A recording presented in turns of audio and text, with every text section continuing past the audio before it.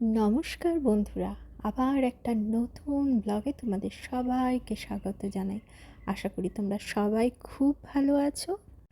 আজকে ফেব্রুয়ারি মাসের দ্বিতীয় সপ্তাহ, আর আমরা চলেছি কলকাতার বিখ্যাত বইমেলা দেখতে, 48th ইন্টারন্যাশনাল বুক ফেয়ার। শীতকালে আমার মনটা বড় ভালো থাকে, কারণ কলকাতায় এত মেলা হয়, মনটা ভীষণ ফুরফুরে থাকে।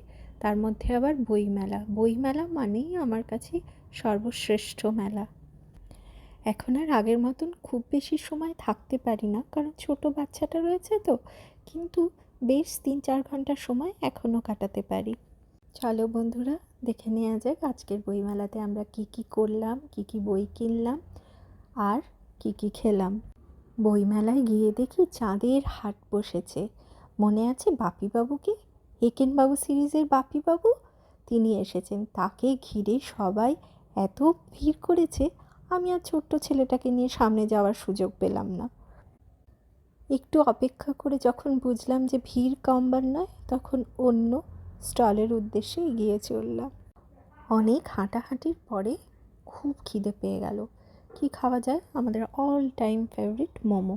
কিন্তু মোমোটা খেয়ে খুব একটা ভালো লাগলো না, তাই ফেলে দিতে বাধ্য হলাম। কিন্তু কিছু তো খেতে হবে, তাই ওই মিষ্টি মিষ্টি বার্গারটা খেলাম। এবার হচ্ছে চা খাওয়ার পালা। মেলা মানেই কাশ্মীরের স্টলে যেতে হবে চা খেতে। চলে এলাম কেওয়া খেতে। প্রচুর ড্রাই ফ্রুটস দিয়ে বানানো থাকে আর প্রচণ্ড গরম হয়, কিন্তু খেতে খুব ভালো লাগে। এটা কিন্তু এবারে মিস করাই যাবে না, কারণ এটা শুধুমাত্র মেলাতেই পাওয়া যায়। প্রথমে খুব গরম তো, তাই একটু সময় লাগলো আমার এই চাটা খেতে। ঘুরতে ঘুরতে বেশ কিছু বইও কেনা হয়েছে, তবে সেগুলো কিন্তু বাড়ি গিয়েই দেখাবো, কারণ এত ভিড়ের মাঝখানে আর বই দেখাতে পারবো না। ঘুরতে ঘুরতে চলে এলাম জাগো বাংলা স্টলে। খুব সুন্দর করে সাজানো।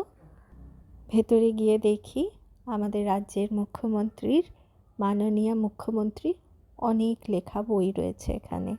কবিতার বইও রয়েছে, ছোটদের জন্যও বই রয়েছে। এবার আমাদের ফেরার পালা। অনেকটা সময় কেটে গেছে, ছেলেটার খাবার সময় হয়ে গেছে, তাই আমরা গুটি গুটি পায়ে বেরিয়ে পড়লাম।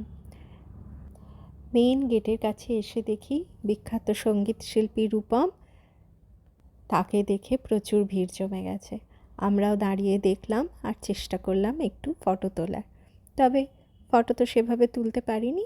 তবে উনি যে গাড়ি করে বেরিয়ে গেলেন সেটুকুই শ্যুট করে নিতে পেরেছি। এবারে আমরা দাঁড়িয়ে পড়লাম অটোর লাইনে। বেশ কিছুক্ষণ দাঁড়ার পরে অটো পাওয়া গেল। এবার আমরা বাড়ি ফিরছি। বন্ধুরা, আজকের ভিডিওটা তোমাদের কেমন লাগলো সেটা একটা কমেন্টের মাধ্যমে জানিও। আশা করি তোমাদের ভালো লেগেছে। ভালো লাগলে একটা লাইক অবশ্যই করে দিও। আবার ফিরে আসবো খুব তাড়াতাড়ি নতুন একটা ব্লগ নিয়ে। ততদিন পর্যন্ত ভালো থেকো, সুস্থ থেকো আর সবার খেয়াল রেখো।